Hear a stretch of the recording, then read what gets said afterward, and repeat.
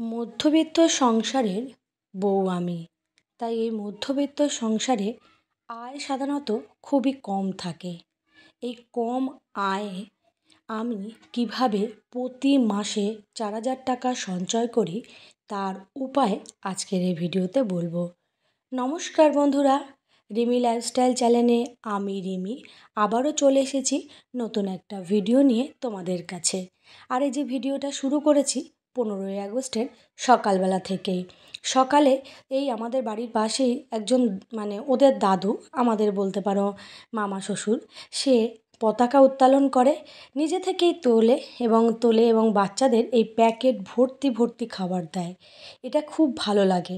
আগে যখন পাড়ার ক্লাবে পতাকা টতাকা করতো তখন আমরা সাধারণতভাবে একটু জিলিপি বা বিস্কুট দিত, কিন্তু উনি এইভাবে কি সুন্দর করে প্যাকেট সাজিয়ে বাচ্চাদেরকে দেয়, প্রতি বছর দেয়।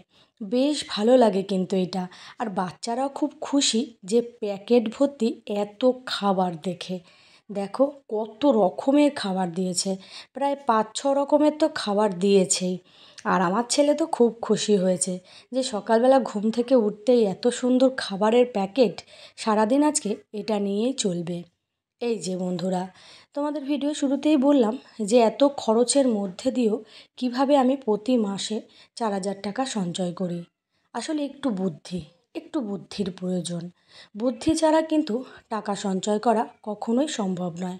হ্যাঁ, বুদ্ধির সঙ্গে কিন্তু একটু পরিশ্রমকে লাগাতেই হবে, না হলে টাকা সঞ্চয় করা সহজ হবে না।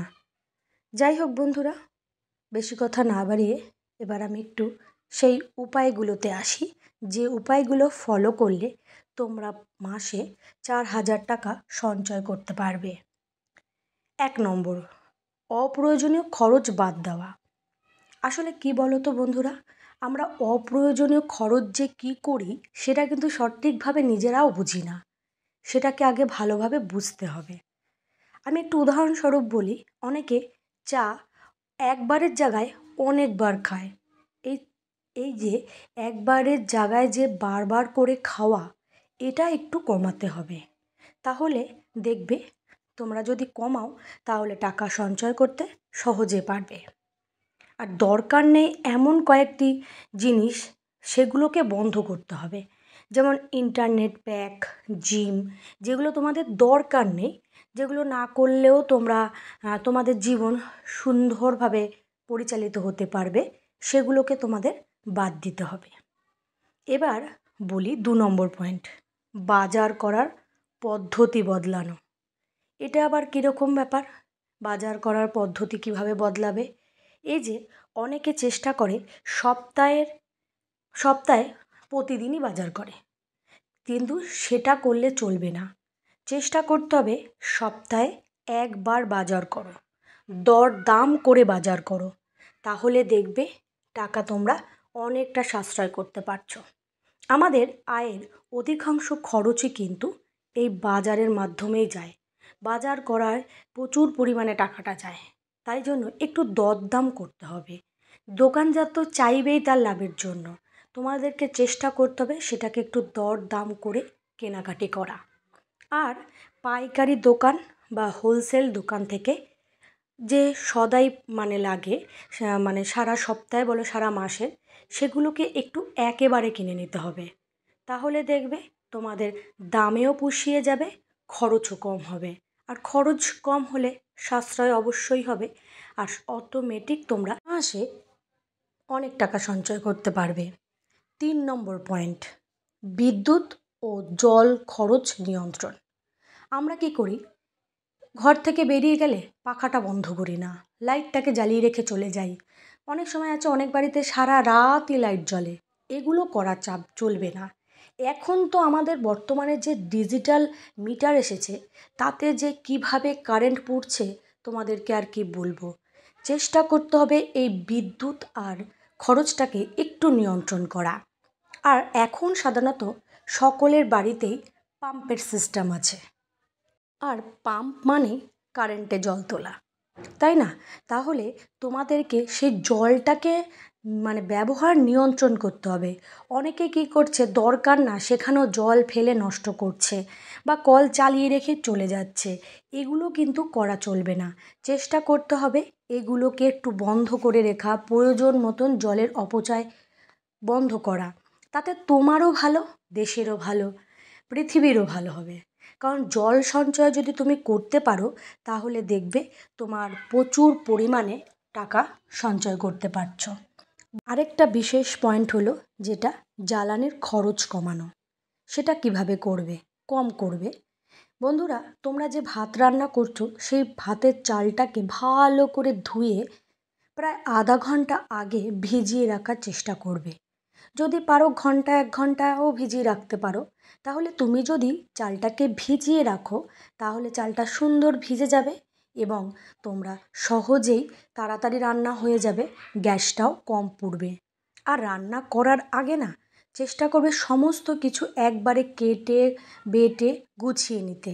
তাহলে দেখবে তোমাদের রান্না করতে গেলে ফটাফট রান্না হয়ে যাবে আর গ্যাসের খরচও কম হবে।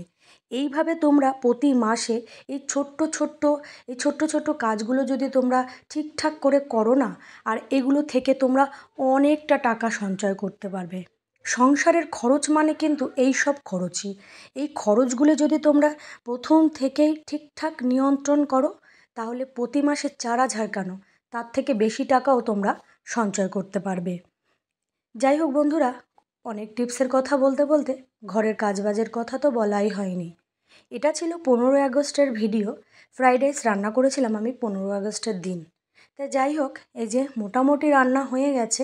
এবার ছেলে মেয়েকে খেতে দিয়ে দিলাম আর ওরাও অপেক্ষা করে রয়েছে। আজকে একটা বিশেষ দিনে এরকম একটু রান্না করেছি, ওদেরও বেশ ভালো লাগছে। মাংস রান্না করিনি বন্ধুরা, ভালো লাগছে না। আজকে একটু আলুর দম আর ফ্রাইড রাইসই রান্না করেছি। বেশ ঘন করে আলুর দমটা হয়েছে আর এদিকে ফ্রাইড রাইস। বেশ খেতেও বসে পড়েছি।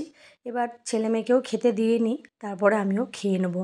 খাওয়া দাওয়া কমপ্লিট করে একটু বেরোবো ভাবছি বিকালের দিকে রাস্তায়।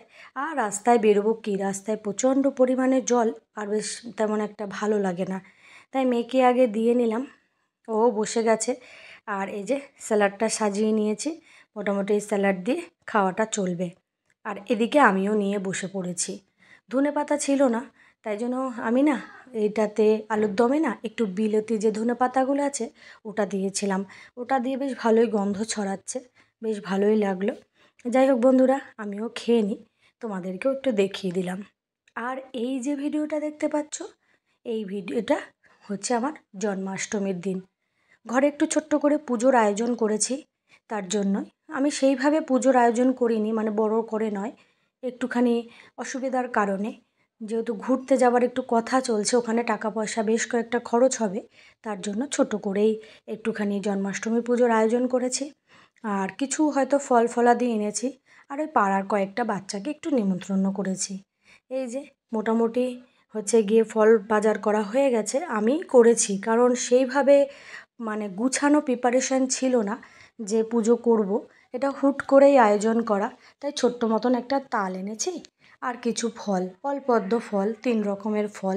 আর এখন যা কি বলবো, 2 দিন পর পর পুজো, যেহেতু জন্মাষ্টমী, তারপরে রয়েছে মনসা পুজো, তার কারণে প্রচুর পরিমাণে ফলের দাম বেড়ে গেছে। যেহেতু প্রস্তুতি পর্বটা আগে ছিল না, ওই জন্য একটু দাম দিয়েই কিনতে হয়েছে। আর মনসা পুজোর বাজার তো এখনও করাই হয়নি। সেটা সাধারণতভাবে আমাদের বাড়ির ছেলেরা পাইকারি বাজার থেকে করে আনে, কারণ ওরা এই খুচখুচ বাজারে যায় না। এবার আমি তো আমার ঘরে পুজো দেবো, সেখানে আর পাইকারি বাজারে পাঠালাম না। তেমন কোনো হাতে পয়সাও আমার ছিল না, তার কারণে অল্প মতো ছোট্ট করেই পুজোর আয়োজন করেছি। এবার একটু ঘরটা পরিষ্কার করে নিচ্ছি, ঠাকুরের ফুলদানি ঠাকুরগুলোকে একটু ভালো করে মুছে একটু ঝকঝকে করে নিচ্ছি। সমস্ত কিছুই জানো সকলে যে আমার উপরে থাকে, সেটাকে হচ্ছে নামিয়ে নিয়েছি, নিচেই পুজো দেওয়া হবে। যাই হোক, এই যে সমস্ত কিছু নামিয়ে গুছিয়ে নিয়েছি, আর বাকি যে ঠাকুরগুলো ছিল সেগুলোকে উপরে রেখেছি। আমার ঘরে তেমন একটা ঠাকুর নেই।